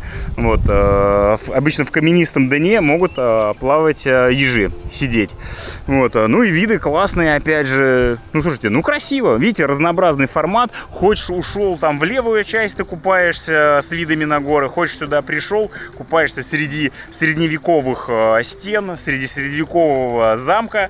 Вот, так что красиво, круто и прикольно. Слушайте, ну здесь с понтона детвора прыгает вниз, водичка прозрачнейшая, огонь. Слушайте, здесь можно вон прямо по лестнице, опа, вот так вот. По лестнице можно подняться, спуститься. Ну-ка, сальто, сальто давай. Сальто, не? Не? Опа! Короче, вот так вот. И с такими видами. Внизу прозрачнейшая водичка. Так, ну-ка, джамп. Давай. Так, опа! Бомбочка, нормально. Слушайте, ну красота. Вон, здесь спускаешься, на самом деле любой может подойти, там получается на шезлонгах нельзя просто лежать с той стороны, а здесь водичка прозрачная, кораллов сюда добавить и будет вообще как в Египте. Слушайте, реально прозрачность вообще супер. И плюс виды красивые, вдалеке у нас виднеется старый город, старые стены города, чувствуешь себя в каком-то средневековье, среди гор, красотища. Валюта в Черногории – евро, несмотря на то, что пока страна не входит в Евросоюз. Поэтому ехать сюда нужно сразу с евро. UnionPay и карты МИР, разумеется, не работают, в стране нет банков-партнеров этих систем. Самым распространенным способом передвижения являются автобус или автомобиль. Автобусы регулярно ходят между всеми курортами, стоимость проезда зависит от расстояния и составляет в среднем 2-3 евро. А такси можно вызвать по телефону или найти на стоянке. Какого-то приложения по вызову такси типа Uber здесь, к сожалению, нет. Все происходит по старинке. Так, ну а я решил сейчас ударить по морепродуктам. Сейчас вот в этой кафешечке проходит акция. Ну, каждый день в обед они делают какие-то промо-акции. Иногда бывает рыба за 10 евро, бывает там за 12 евро рыба с вином, какие-то акции. И сегодня акция за 10 евро, вот такой набор королевских креветок. Вот сейчас проверим, что за креветки. 5 штучек получаются, ну, жирненькие. Ну, извините меня, за 10 евро в Азии закажешь килограмм креветок. Ну, сейчас проверим. Надеюсь, вкусно. Ну и главное, опять же, в еде не еда, а виды. Вот, и, кстати, сейчас, видите, людей никого здесь нет, потому что, ну, видимо, все купаются и сидят больше в тех кафе, где есть лежаки и шезлонги. А здесь кафешечка такая больше под вечернюю атмосферу. Здесь чаще сидят именно вечером, по вечерам. Днем здесь никого нет, все купаются, вот где-нибудь там в кафешках с шезлонгами. Поэтому они делают такие акции, и можно по дешевке поесть в обед. Вот, так что в эту кафешечку можно заглядывать, а так здесь цены, ну, нифига не низкие. Чтобы посмотрели, в этом ресторане, например, вот такой стейк стоит 145 евро. Так, вот какой-нибудь там цезарь с королевскими креветками 18 евро. Баклажаны по-сербски 8,5 евро. Устрицы 1 штука 5,5 евро. Всякая паста. О, кстати, паста. Не, ну вот нормальная паста 14 евро. Паста карбонара 10 евро. Ну, слушайте, ну, более-менее, кстати, адекватные цены. Тоже спагетти с моллюсками 13 евро. Куриная грудка в соусе 14 евро. Вот кальмары, фаршированные креветками, 26 евро. Ну, здесь такие вот крутые уже блюда пошли. 25, 28, 24, 20 евро. Ну, вот у меня, получается, за десяточку урвал. Сейчас будем пробовать. Да, ну и пивасик традиционно во всех, мне кажется, кафешках фикс прайс 4,20 евро за 0,5. Во всех кафе одинаковая цена, вообще не меняется. Фиксированные цены. Так, ну что, у нас высокая кухня. Здесь соусы, какой-то чесночный, помидорный, здесь сырный, плюс здесь хлебушек. Ну, и еще вот это, главный штрих, штрих повара, блин, главное, чтобы это было что-то съедобное. Так, в общем, такая высокая кухня. Ну, погнали, накалываем с вами креветочку. Не знаю, в этот штрих будем макать или нет, короче, в штрих тоже махнем. Так, а ну-ка. Блин, ребята, ну креветки... Они в Африке креветки. Это огонь. Мое любимое блюдо это все-таки креветочки. А здесь еще, смотрите, лучок, что ли, или что это такое? Со спаржей какой-нибудь, или что это? Опять же, высокая кухня. Да, это лучок. Ну и плюс еще здесь рисок есть. За 10 евро огонь. Но, блин, я вам скажу, я ем уже не первый раз рис. Отвратительный рис в Черногории. Они готовят его аль денте. Короче, это какая-то фишка, видимо, из Италии. Они же макароны тоже аль денте готовят. А это ризотто. Тоже итальянское блюдо. Рис недоваренный. Он хрустит, блин, его грызть надо. И он еще соленый, пересоленный постоянно. Сколько я вот ел уже рис. Он отвратительно невкусный. Казалось бы, сваренный нормально рис. Блин, почему они не доваривают его? Он хрустит. Ты ешь реально сырой рис. Рис вообще ужасный. Короче, не берите ни в коем случае ризотто вот эти. Паста нормальная, все остальное нормально, но рис это ужас какой-то. Ну, даже здесь тоже, казалось бы, вроде сваренный. Я распробовал штрих повара. Я сначала подумал, что это кабачковая икра, но нет, это горчица. Вот, ну так что пишите в комментариях, как вам такое блюдо, как вам такие виды и как вам такие цены. Опять же скажу так, что в Турции ты за 10 евро не поешь креветки, абсолютно точно. Вот, так что в Черногории в кафешках однозначно дешевле, чем в Турции, но в магазинах в Черногории дороже, чем в Турции. Вот очень странная схема. В Турции дешево в магазинах, но дорого в кафешках. В Черногории, наоборот, дешево в кафешках, но дорого в магазинах. Ну, дороже, чем в Турции, во всяком случае. Непонятная ценовая политика. Итак, друзья, ну что ж, а мы с вами из Черногории поедем на Гавайи. Кто бы знал, что Гавайи находятся близко к Черногории. Черногории. Вы знали? Вот можно просто буквально за полчасика доехать, такие полчасика, за 5 минут можно доехать до Гавайев. Здесь такие лодочки отправляются. Будва, Гавайи, Будва, 6 евро стоит, но мы поедем не на такой. Здесь чувствуете, кубинская какая-то латинская музычка играет, какая-то карибская музычка, вот, я бы назвал ее так. Вот, но мы поедем с вами на следующем кораблике, вот на этом, и прокатимся вокруг Свети Стефана, вокруг пляжей. Вот просто если напрямую нужно 6 евро, и если хочешь покататься чуть подольше, на полчасика по побережью, то 7 евро. Я думаю, 1 евро стоит доплатить за то, чтобы просто покататься еще вокруг. Так, ну а наша лодка, собственно, выглядит таким образом. Все, отплываем. Здесь можно сесть и на нос, можно залезть на крышу, можно внутри посидеть. И сейчас поплывем, буквально полчасика плыть. Мы плывем в левую сторону и потом вот приезжаем к самим Гавайям. Есть маршрут, когда плывут в старую часть города, за старый город, к Магрену, туда в пещеры заплывают и тоже возвращаются к Гавайям. Или просто вот за 6 евро вас привезут туда, вы можете там остаться насколько хотите, и потом, так, главное, чтобы не уехала лодка без меня. Так, уже отвязывает. Так, ну-ка, все, без меня не уплывайте. Так, ну и можно вам подняться на самый верх и отсюда вообще поснимать шикарные виды. Так что такая лодочка за 7 евро, мне кажется, вполне огонь. Ну что, прощай, Будва, да здравствуют Гавайи. Мы поплыли, и сперва у нас будет остановка на Свети Стефан. Вон плывем в ту сторону. Здесь он крюк делает просто чуть больше на полчаса, там на 40 минут. То есть мы сейчас вот это оплывем вот так и заплывем на Гавайи.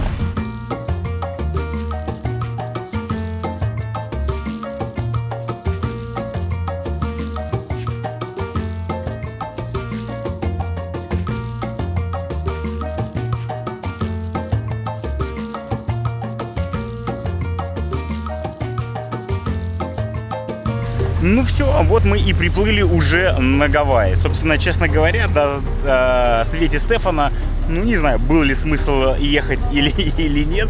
Просто мы доехали, развернулись и поплыли сразу на Гавайи.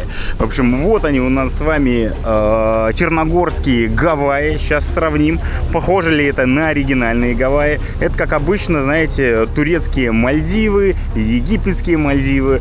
А это у нас с вами черногорские Гавайи. Я, кстати, впервые Гавайи вижу. Обычно мы с вами на Мальдивах или на Сейшелах где-то бываем, чьих-то. А это у нас с вами черногорские Гавайи. Ну, знакомьтесь, сейчас будем смотреть, что же это такое. Итак, ну что, добро пожаловать на черногорские Гавайи. Выглядят они следующим образом. Слушайте, здесь несколько зон. Можно купаться здесь, в этой части, здесь. Но самое, наверное, красивое это вон та. Сейчас мы туда прогуляемся. Но особенность Гавайев в Черногории в том, что здесь не то что галька, здесь булыжники. Фиг зайдешь. В общем, сюда надо обязательно с коралками приезжать. Вы посмотрите, ну здесь реально камни, булыжники, вон мужик там падает в ластах и так далее. Но цвет водички, слушайте, красивый. А может быть, вон зона. Кстати, там, смотрите, вроде бы даже галька. Вот, казалось бы, галька это плохо, но в данной ситуации, когда не булыжники, а просто мелкая галька, это уже плюс. Да, шезлонги спросил, сколько стоит, 20 евро за двоих. Шезлонги, я сначала думал, что они бесплатные, что ли, они как будто брошенные, матрасы вон потрепанные какие-то. Думаю, может быть, бесплатно здесь можно лежать. Нет, оказывается, платные. Так, ну слушайте, ну вот здесь еще куда ни шло, наверное, плоские камни, по ним еще можно зайти. Вон, наверное, здесь можно будет искупаться. Ну, давай сейчас с вами зайдем в самую красивую часть Гавайев. Там реально мне понравилось, но там, мне кажется, босиком я точно не зайду. Так, ну а здесь начинается основная часть, благодаря которой, наверное, остров и называется Гавайи, потому что именно здесь начинаются похожие виды на Гавайи. На Гавайях горы, и здесь, смотрите, с правой стороны открываются горы, какие-то островочки в воде, в море лежат. Слушайте, ну пейзажи, конечно, красивые, супер круто, плюс там вон есть кафешечка, сейчас в нее сходим, посмотрим, какие там цены. Ну а главное, вы оцените, какой цвет воды. Но минус камни. Опять же, здесь камни, камни, камни, камни. Все в камнях. Вот оно, красота. Пейзажи, конечно, здесь прям бомбические. Смотрите, как красиво все это выглядит. Так, ну а здесь, оказывается, еды-то даже нету, одни напитки. И, в общем, никшечка за 0,5 стоит 5 евро. Сидр стоит 5 евро. Коктейли 10 евро, 10 евро, 9 евро. Так, ну что, делаем рискованный трюк и... Ой, блин, как больно! Я нашел здесь более... Ё-моё, а острые камни, ё-моё, я думал, я нашел более-менее пологий такой заход с песочком, но, блин, какие-то острые камушки даже здесь. Ну, блин, я захотел вот искупаться вот в этой красивой части, потому что, ну, отсюда открывается, вау, панорама, водичка. Слушайте, немножечко что-то там какая-то взвесь плавает, не кристально чистая, не Мальдивы. Вот, но здесь главное, наверное, все-таки пейзажи, которые тебя окружают. А пейзажи окружают гавайские, ребята, гавайские, какие гавайские? Эти черногорские Гавайи. Вот как. Слушайте, ну, а здесь пошли такие булыжники, они такие гладенькие. Блин, они скользкие, на них главное сейчас не навернуться. Но они не болючие. О, слушайте, на большие булыжники встаешь и нормально.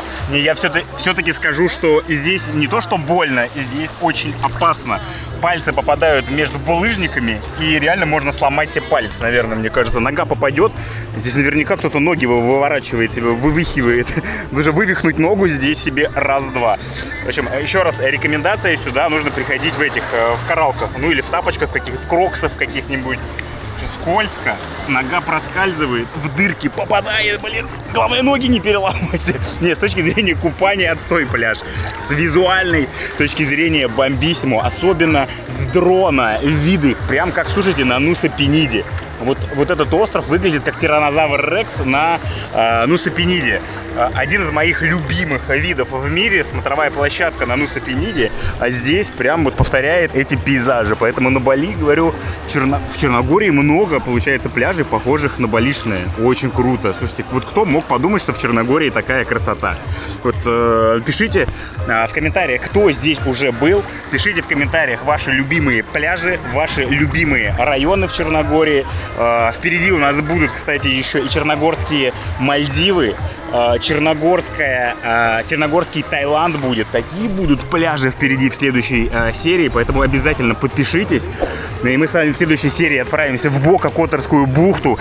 Самое красивое место в Черногории, один из самых красивых районов и регионов Черногории. Поэтому в следующей серии увидите все это. Обязательно подпишитесь, если не подписаны. Потому что вау. И не забывайте подписываться на Инстаграм, на Телеграм в первую очередь, потому что там в реальном времени я делаю посты, в реальном времени выходит вся вот эта красота, полезные советы, сторисы, плюс общение с подписчиками.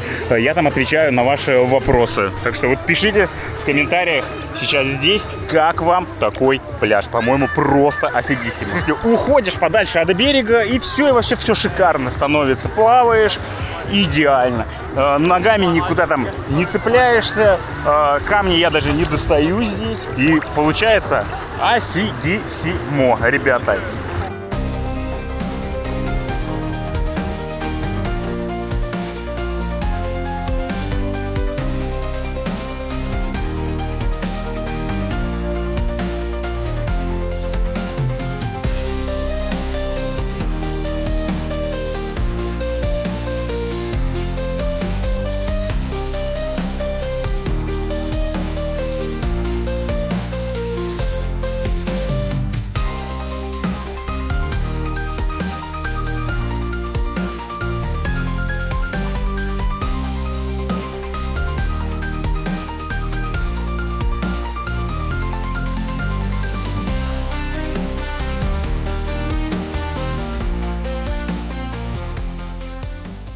Так, ну что, здесь сверху тоже открываются классные виды. И вообще, говорю, от Черногории я в восторге. Разные пляжи, буквально один за другим, все они отличаются. Там Марген-Магрен, там основной пляж, здесь у тебя Гавайи, там на Бали похоже, здесь еще на что-то.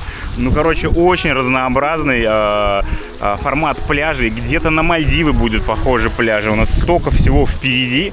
Ну, короче, красотища здесь, тоже скалы всякие. Он фотосессии всякие проводит здесь. Водичка прозрачнейшая. Ну, слушайте, Черногория удивляет. Я думаю, что после выпуска про Черногорию многие сюда захотят приехать. Вот, кстати, пишите в комментариях, появилось ли у вас желание сюда приехать. Я думаю, что, ну, реально, в этом выпуске, после этого выпуска, количество людей, захотевших приехать в Черногорию, увеличится. Правительство Черногории, туризм Черногории, свяжитесь, пожалуйста, со мной. Делаю вам рекламу, реально. Ну, от чистого сердца.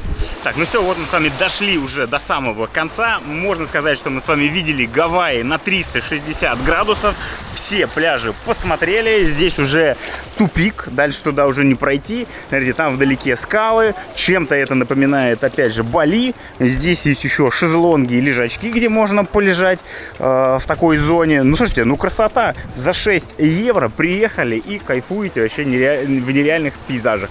Пишите в комментариях, как вам такие виды. Над нами горы. Да, ну, пейзажи, конечно, красивые, все круто, но, блин, проблема этого пляжа, что камни, камни, камни. Я думал, что с этой стороны будет песочек, казалось бы.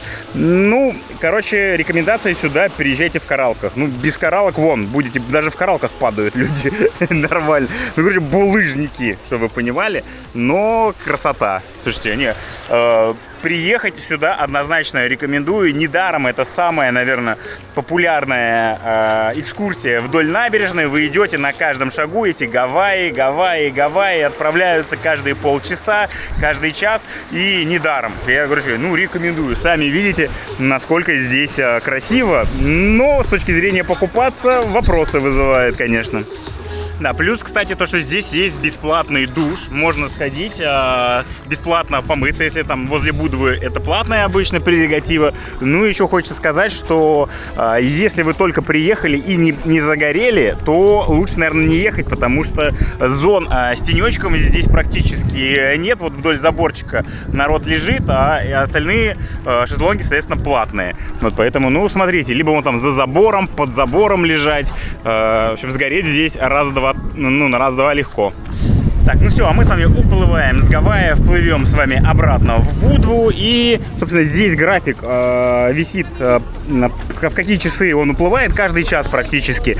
В 10, в 11, 12, 13, 16, 17, 18, 19. Короче, каждый час до 7 вечера можно уплыть, собственно, в Будву. Все, садимся, сейчас они вот так вот потоком каждый час из Будвы сюда, отсюда в Будву, туда-сюда. Короче, вот катаются каждый час.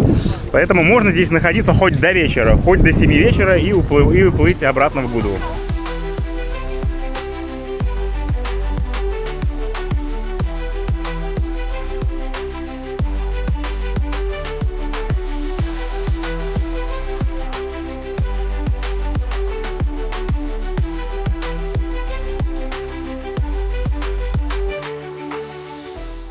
Так, ну а когда заканчивается пляж, здесь начинается пристань, здесь пришвартована куча маленьких таких лодочек, и, собственно, можно их снять на час, на два и так далее. Вон они, кто-то предлагает рыбалку, кто-то просто покататься. В общем, приватная такая лодочка на 4, на 5 людей стоит 50 евро в час. Так, здесь развал с такой, с рыбехой, вы посмотрите, морской черт, стоит 15 евро за килограмм. Вы где-нибудь видели такого вообще? Это луц, тоже зубастый, смотрите, какие зубы у него. Ух ты, блин, кусается. Это скаты чищенные, ничего себе, отдельно продают. Такие маленькие креветки, 15 евро килограмм. Я не знаю, кстати, как это есть. Вот опять же луц, вот этот, и еще большой луц.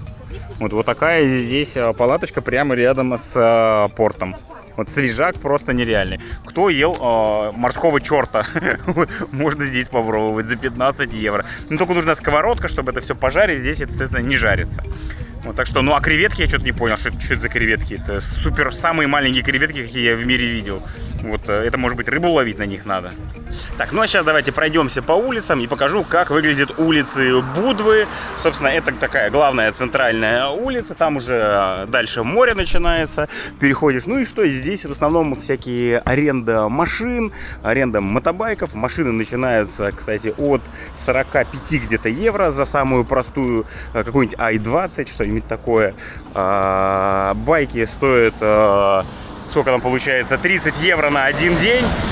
Если берешь несколько дней, то сколько там, 27 и 25, если на неделю берешь в сутки. Да, друзья, а в Европе просто полный трындец в плане магазинов.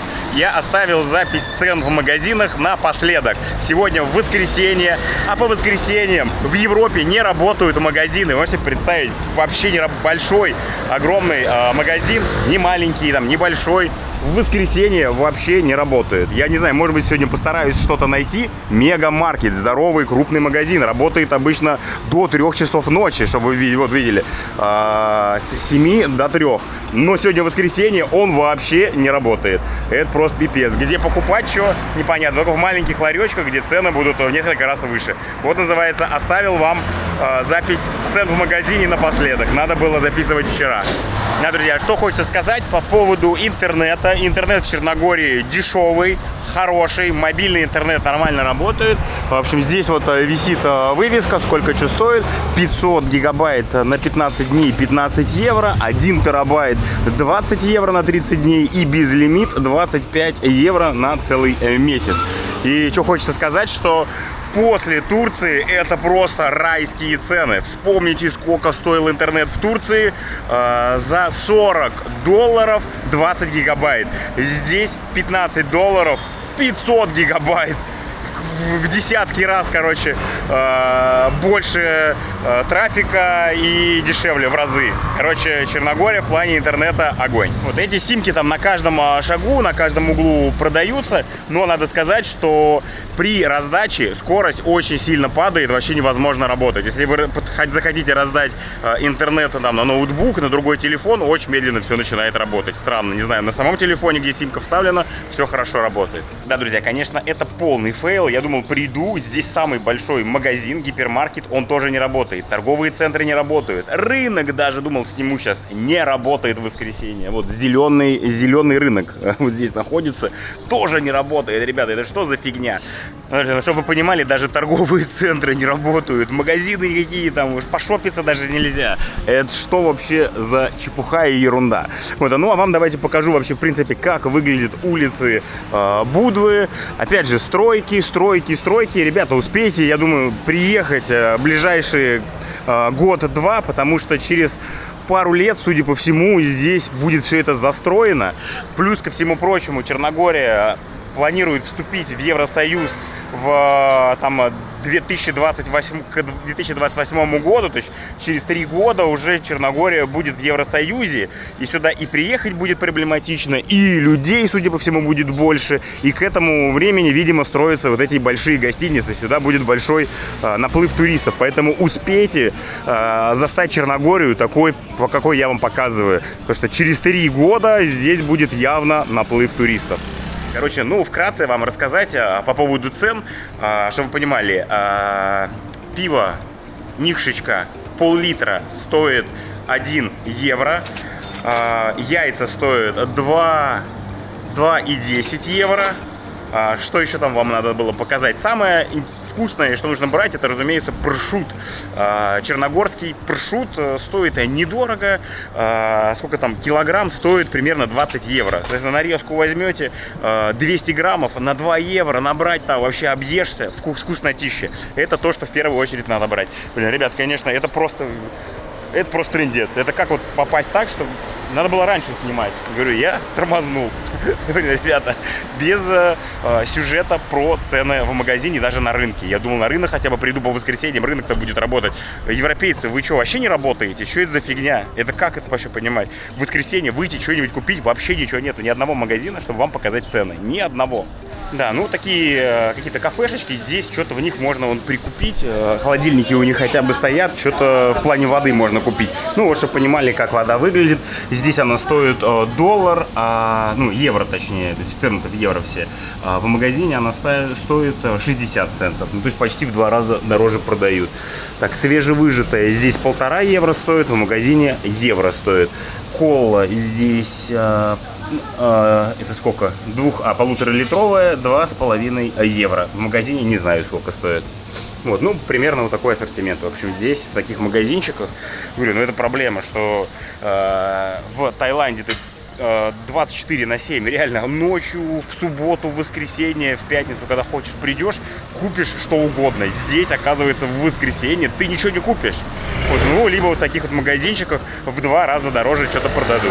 Светофоры, кстати, крайне дебильные. Смотрите, 17, 15, все, красный загорелся, хотя 4. И ты подходишь к светофору и вообще не понимаешь, типа красный у тебя горит или зеленый. Вот, то есть, по идее, это еще и зеленый горит, но горит уже красный. Отсчитывается в обратку. Я не понимаю, как они так сделали. Многие путаются и стоят, а по факту горит зеленый, еще 15 там секунд. Иногда бывает и 20 секунд горит, отсчитывает, но загорается красный.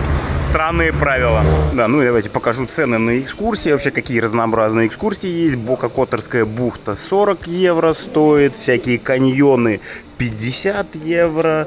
Водопады вон тоже 50 евро. Острог 35 евро. 55 Скадарское озеро. Ну, в среднем, короче, экскурсии по 50, по 40 евро. Вот какой-то Ловчин 40 евро. А вот 80 евро рафтинг.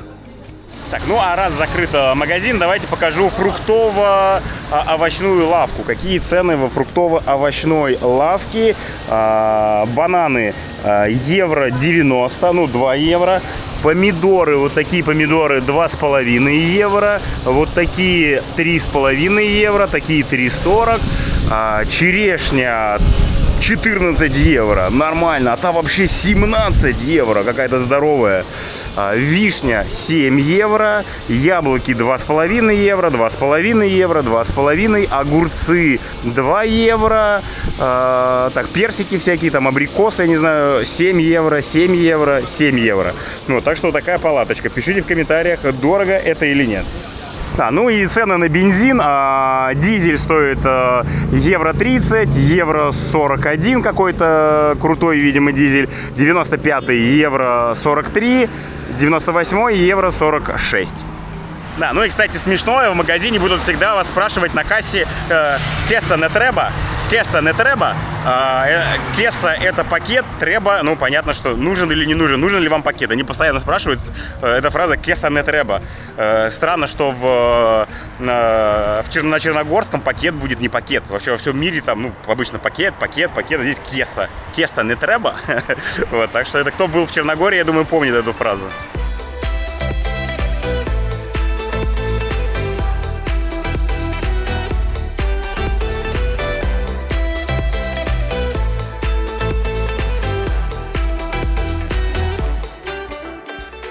Так, друзья, ну а я присел в кафешке на обед и хотел было заказать чевапи, но решил все-таки изменить свое мнение. Вот, чевапи стоит 12 евро. Это, по сути, люля-кебаб на жаровне, вот как видите, здесь называется. Я уже их ел, реально это по сути люля-кебаб. Поэтому я решил в этот раз заказать себе немножко другое блюдо, подороже. 16,5 евро стоит кальмары на гриле.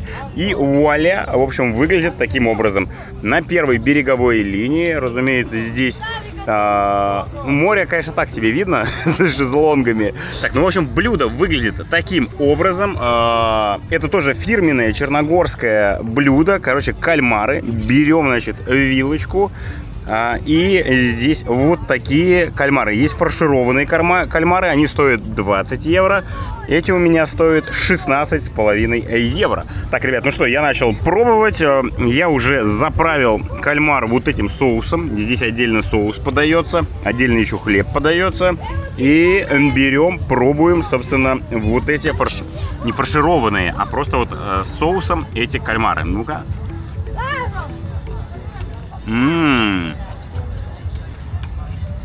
Соусом прикольно. он чесночный, а я люблю чесночные соусы. Берем картошечку, накалываем. Слушайте, ну вот это уже повкуснее, чем чевапчича. Ну, уже более или менее, уже что-то похоже на интересное блюдо какое-то. Не полуфабрикаты какие-то, не котлетки, не кебабы там и прочее. Вот это уже что-то интересное. Это можно есть. Но дорого ли или нет, пишите в комментариях. 16,5 евро. Ну вот напишите, дорого это или нет. Кстати, хочется сказать немаловажный факт, что можно опустить ножки в песок и сидеть с ножками в песке. Это я люблю. Это прям как в Азии, в Таиланде. Но слева у нас кто здесь? Здрасте. Здрасте. Это кто к нам подошел сюда? Какой красавчик. Здорово. Привет. Ну, а Кися здесь вообще уже, смотрите, залезла просто ко мне под бок. Кися, ты что это?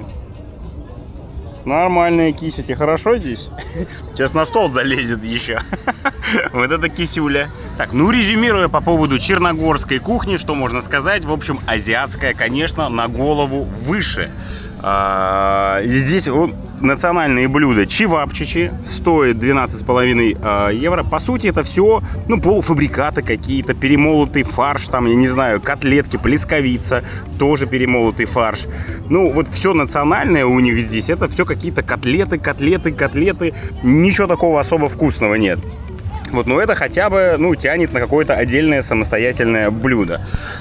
Сколько я чего перепробовал в Черногории, скажу так, что самое вкусное это здесь, наверное, прошут. Нужно обязательно прошут брать. Вот, ну, эти кальмары рекомендовать, ну, не уверен, что, в общем, можно это дело все рекомендовать. Ну, попробовать креветки, кстати, вкусные. И, ну, морепродукты, наверное. Вот, можно что здесь есть. Национальные вот эти блюда плесковица и чевапчичи, ну, это такое себе на любителя. Ну, попробовать, наверное, стоит один разик. Но есть вы каждый день точно это не будете. Это не пад-тай, это не сомтам, это не том-ям, не том-ка, не фобо, не карри и не прочее. Ну, в общем, еда в плане в Черногории меня немножечко разочаровала, потому что национальные блюда, ну, есть особо нечего. Там что-то в беконе, что-то такое, куриная ножка на гриле, ну, обычные просто куриные жареные ножки. Да, друзья, ну и я вам обещал вечером выйти на пляж Будвы, показать, что происходит в 5 часов вечера, сейчас уже 5:30, наверное.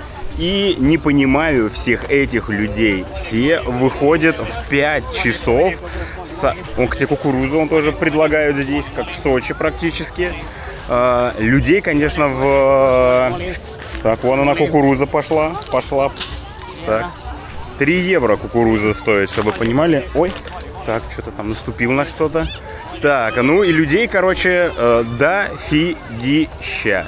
Я не понимаю, в чем, конечно, кайф. Так, кукуруза пускай пройдет, слишком он шумный совсем. Так, хорошо, чучхелу не предлагают здесь. Ну, ёперный, тут даже я не пройду уже, мне кажется, вот в том районе. Слушайте, офигеть. Не, понятно, что люди солнце прячутся и прочее, но, во-первых, цвета воды сейчас в 5 часов никакого нет. Во-вторых, все друг на друге лежат, я не знаю, купили зонтик, прилегли и нормально. Все, здесь даже я уже, мне кажется, не пройду в этой зоне. Здесь просто все друг на друге. Ну, 5 часов это на любом пляже. Хоть будь там в Таиланде, это там на Пхукете, на Патонге, будь ты там в Кемере. Вот куда мне сейчас вот идти? По головам просто здесь надо шагать. Вот так. И сейчас выйдем вообще на основную часть. Блин, это вот зонтиками все заняли. Это жесть, конечно. Так, ну и вы извините меня, конечно. Так, придется по голове кому-то идти. Так, вот так, все, обходим, а там людей еще, судя по всему, больше. Да, ребят, ну, короче, мне повезло то, что я люблю загорать в 12 часов дня, когда кристально чистая вода, подсвечивается, бирюзовая, людей практически никого нет.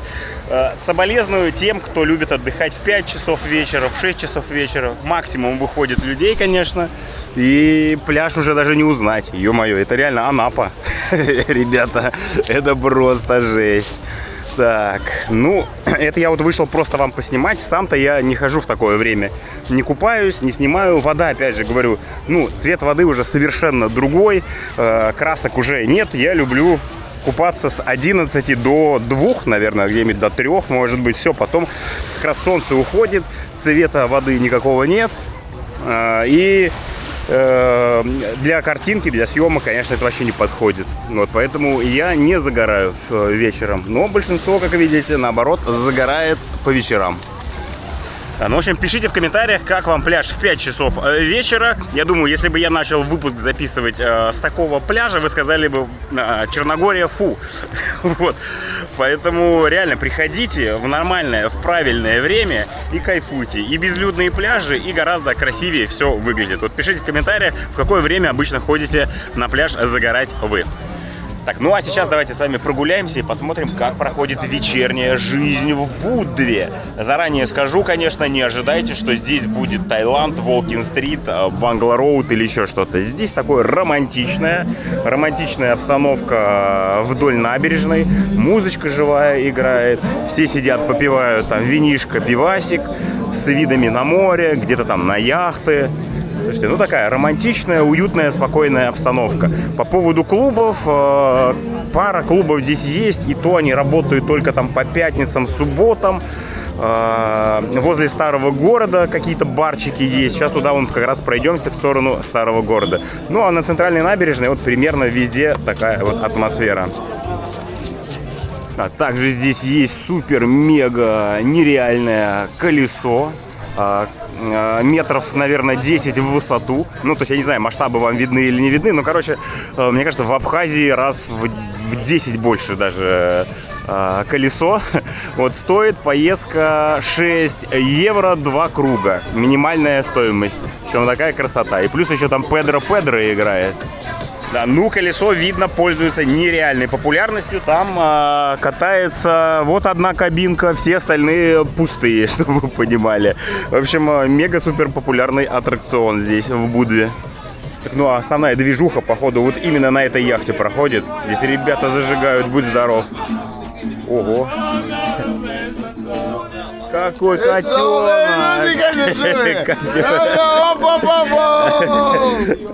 Так, ребята тут отжигают. Так, здесь на приватной яхте, наверное, нормально здесь тусовка.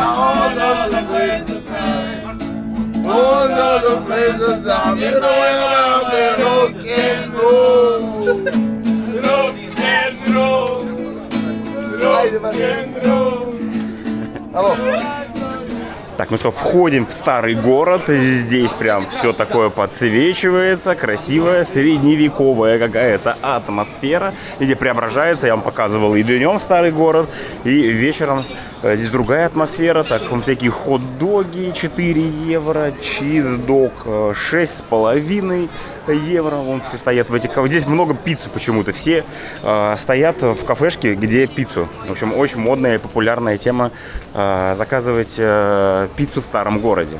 Так, вот такие здесь пиццы, кусочек пиццы 3,5 пепперони, такие какие-то багеты 4 евро, 3,5 евро, 3,5, в общем, все здесь набирают пиццу. Здесь настолько распространена пицца, что здесь есть даже, смотрите, фруктовая с клубникой пицца. Ничего себе. Да, друзья, слушайте, вечерней жизни особо в Будве нет. И, разумеется, это не Бангла-роуд, не Волкин-стрит, не Таиланд там и прочие тусовки. Но в старом городе есть такие барчики, в котором можно присесть. Здесь барчик, там еще дальше барчик есть. И в час ночи, чтобы вы понимали, я думал, что на набережной никого нет. А вот в старом городе вся движуха, все собираются, что-то покуривают, кальянчики тут, такая атмосфера за столиками и так далее. Вот, проходишь, и дальше тишина. Все вот, собственно, в одном месте, в каком-то таком хопа, кафешечка образована. За пределами старого города тоже там вдоль стены барчик есть, где все сидят. Ну, все, а дальше ты ушел, вот ушли от этого места, все. Дальше тишина и больше ничего уже нет. В общем, такие локальные места, где происходят какие-то тусовки. А здесь уже можно сказать, что страшные переулки какие-то. Можно наложить мистическую музыку из средневековья, и будет страшно. Особенно если свернуть куда-нибудь сюда в подворотню. И все, и жуть, страсть. Слушайте, как будто чума какая-то, как будто вот этот чумной доктор должен сейчас здесь еще пройти. Какие-то триллеры из средневековья мне это напоминает. И возвращаемся из супер тихого переулка в супер шумный. Совсем другая атмосфера.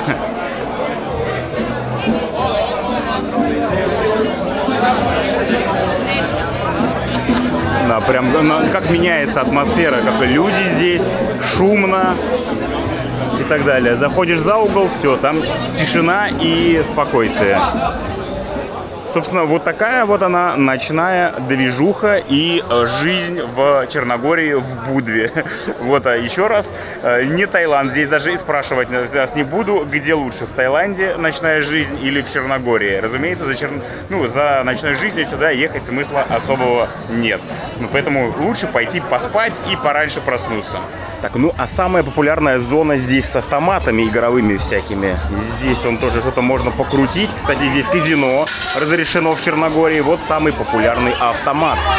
Сейчас посмотрим, как он выглядит. Я такого нигде в мире больше не видел. Вот сейчас смотрите, суть в чем этого автомата. Так, короче, смысл в чем здесь? Накидываем в верхнюю платформу деньги, 20 центов, вот, и они постепенно сдвигаются с верхней платформы на нижнюю. И когда вниз падает, оно двигается и высыпается. Короче, можно кинуть 20 центов, получить, я не знаю, там 2 евро, например. Ну... Так, вон и очень увлекательно, очень азартно. Детвора здесь, короче, крутится целыми днями, просто целыми днями. За этим можно наблюдать регулярно. Он 20 центов ждет, все отправил, хопа, не подвинулось. Так, ждем еще тоже, там вот тоже играют. Ну, в общем, очень азартная игра, реально. Ну, подстава в том, что кажется, что вот, сейчас высыпется, смотрите, сколько здесь денег, сейчас должно высыпаться, просто сыпануть, а кидают и не высыпается. Кажется, просто миллиметр остается сдвинуть.